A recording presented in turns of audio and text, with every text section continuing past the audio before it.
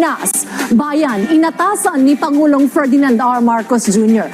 ang Presidential Communications Office na paigtingin ang hakbang laban sa pagkalat ng fake news. May mga pagkakataon kasing mismo ang Pangulo ang nakakapansin ng mga fake news at naapektuhan ito. Nilinaw naman ng palasyo na wala pang planong bumalik ang Pilipinas bilang miyembro ng International Criminal Court. Yan ang ulat ni Harley Valbuena.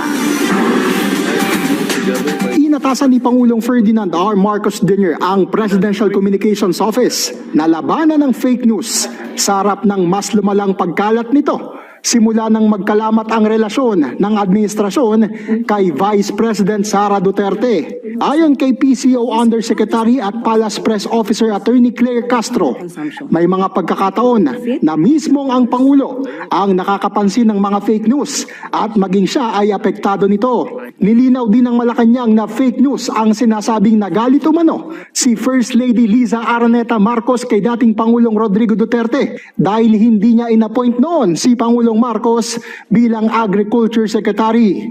Tinawag din katawa-tawa ni Yusek Castro ang mga nagsasabing edited ang ilang litratong ipinost ng unang ginang sa social media. Hindi ito bago. Simula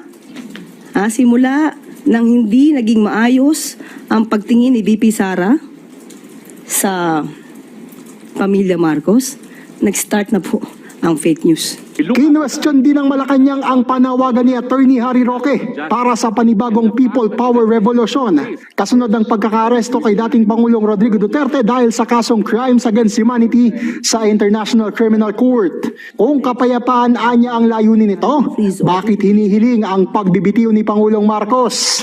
Peaceful gathering. For what? For what? Anong purpose?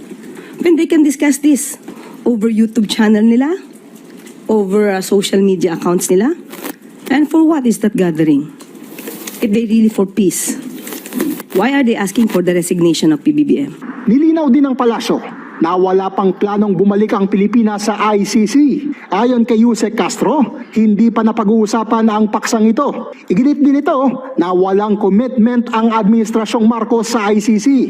Kaugnay ito sa ipinalabas umanong freeze order sa mga ari-arian ni dating Pangulong Duterte na naharap sa kasong Crimes Against Humanity. Binigyang din ng palasyo na walang jurisdiksyon ng ICC sa Pilipinas, kaya't hindi sinasama sa kanilang mga plano ang mga hakbang ng ICC. Yung hindi po natin nakausap ang Pangulo, tinanong po natin yan ng personal at siya'y ngumiti lamang at sasabihin ko daw dapat na wala pa talaga na pag-uusapan patungkol doon.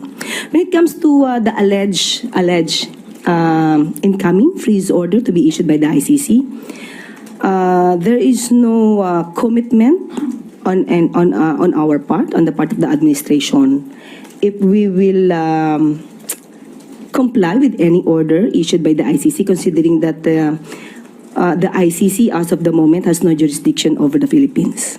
Samantala, kinumpirma rin ng palasyo na aprobado na ng Pangulo ang pagsisimula ng negosasyon para sa pagkakaroon ng Visiting Forces Agreement sa pagitan ng Pilipinas at France. Ayon kay Yusek Castro, isusulong ng BFA ang compatibility ng operasyon ng sandatahang lakas ng magkabilang bansa.